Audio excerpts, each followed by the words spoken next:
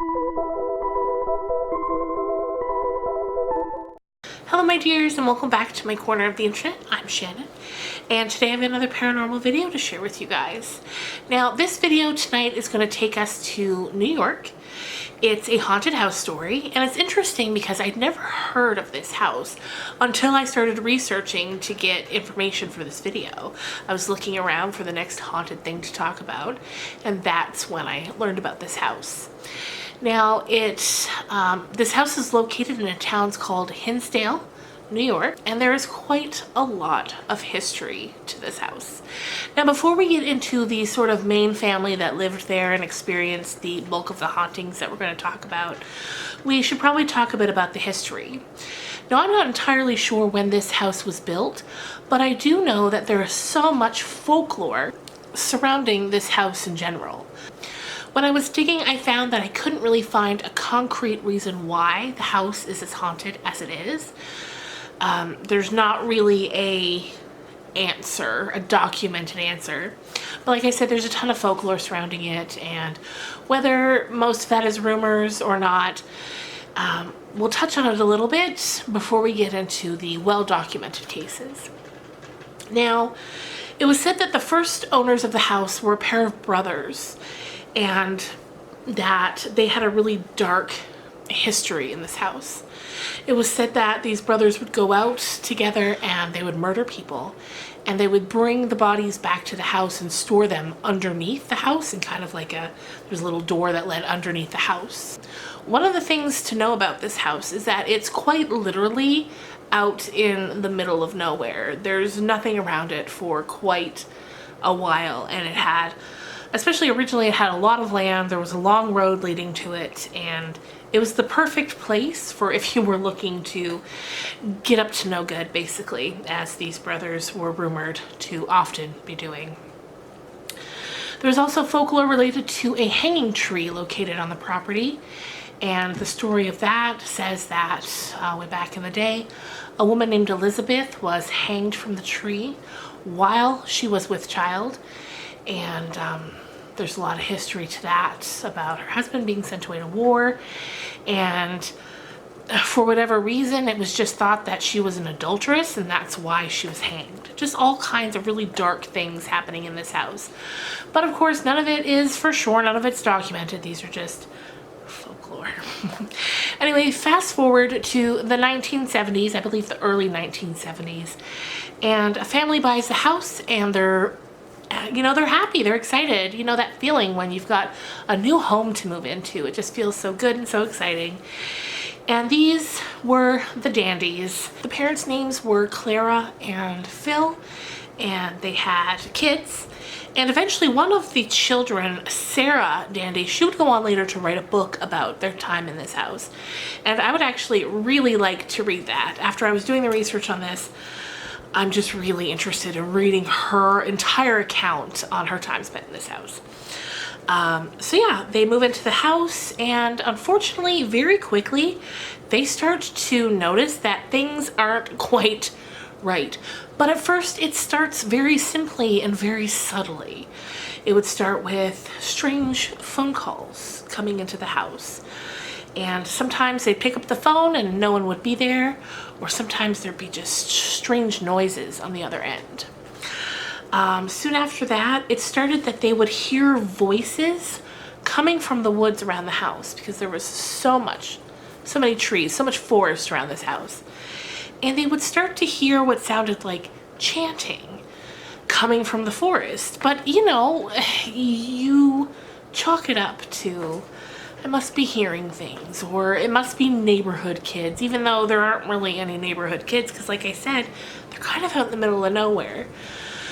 But still, your mind pushes through and finds things to blame it on, because the first thing that comes to mind, I'm sure, is never the house must be haunted.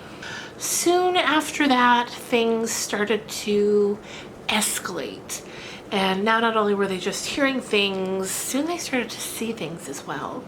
They reported seeing a woman dressed all in white in the house, and hearing them hearing the accounts of that, it made me think that maybe it was connected in some way to the hanging tree and Elizabeth. And, you know, that's one thing, but then after that, they began to see things that were darker in nature, things that felt a little more sinister. And things started to move around the house, and the things that they would see were almost beast-like in nature. And they really got a bad feeling from these things, as though maybe it was, you know, something darker, maybe something demonic. Shortly after that, things escalated even further, if you can imagine, and things started to get a little violent, in that one of the daughters reportedly had things thrown at her. So now not only are things moving around, they're being thrown at the people living in this house.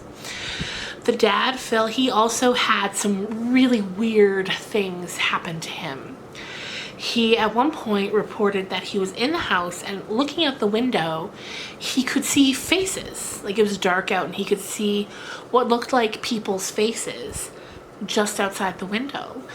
And needless to say, he got very afraid of that, but he also ran outside to see what was going on, to see for himself who was out there. He wanted answers. When he got out there, he couldn't see anyone. But the really scary thing is that as he turned around to head back towards the house, he saw the faces again, but now they were inside the house. And of course, when he went back inside the house, they weren't there. And not too long after that, Phil really started to experience some troubles with his memory. He would very quickly forget things that he knew. And the family had heard that that could be a sign of demonic possession. And needless to say, that scared them out of their wits. So they decided they couldn't let this go on any longer, and they contacted a priest about having a possible exorcism done to the house. The priest comes, the exorcism is done. The reports said that, I believe this might be from Sarah's book, I'm not entirely sure, but it was said that when the exorcism was being performed, it sounded like the house was screaming. There was so much noise. A window broke. Like, the house was just really, really having a visceral reaction to this exorcism. So the priest leaves, and it works for a little while, a few days, and then it all starts up again. Only now it seems as though everything inside of the house is angry because they had tried to get rid of it, so it's just back now with a vengeance. Shortly after that, the family moves out. I believe they lived there from July of one year until October of another year, so not very long. So now they've got this house, so they begin to rent it out. And nobody stays there for long, like 4, 5, 6 months, and then they're gone because they are also feeling the same things inside this house. Apparently the shortest tenant was 2 weeks, at which point they just left, meaning all of their belongings, their furniture, anything that wasn't, you know, small enough and easy enough to take with them when they left the house, they left it there. And when the owners tried to get in contact with them, they refused to come get it. And in fact, they made it clear that they didn't even want it back. Like, throw it out. We don't even want it. That's extreme. And I feel like that's how I'd be. I'd be like, you know what? Keep it. I don't want it. So that really gives you a feeling that it wasn't just the Dandy family that felt the things inside this house. It started to seem like anyone who stepped foot inside the house felt it. Felt the energies, and they didn't like it. So after many different tenants were in and out of the house, finally in the late 1980s it was bought by a elderly couple who were looking for a place to spend their final years. Their names were Joe and Flo, and apparently at this point in the late 80s, everything that happened inside of the house was very well known. Like, it had been very publicized. So they kind of knew what they were getting into when they went to take possession of the house. And they stayed there until they died, and they died a couple of months between each other. And they always said that when they moved into the house, they walked in and they said, you know what, listen, you're in here, the spirits that are in here, you can stay here, it's fine, but we're not leaving. And if you don't bother us, we won't bother you. And apparently that was enough to kind of make the spirits just leave them alone. And they did the same in return. There was no exorcisms or anything of the sort like that. They just lived peacefully with each other. Although there was one time for sure that Flo mentioned that she noticed a ghost in the house, and it was when she woke up one night in the middle of the night, and at the foot of her bed there was an apparition of a man, and he was wearing a plaid shirt and he had on jeans and he was holding a gun. And you know, when she woke up, she knew that what she was looking at wasn't, you know, real. It was an apparition. And she asked him, she said, why are you here? And apparently he responded saying, I don't know. And then he kind of just left the room. And if that's not enough to, oh, that makes me so sad, as we talked about, I don't know when this was, maybe in last week's paranormal video, about how I feel like it might be confusing for people who have passed on. Anyway, we're not going to get into that today. But anyways, so shortly after Flo and Joe passed away, the house was bought by a Canadian.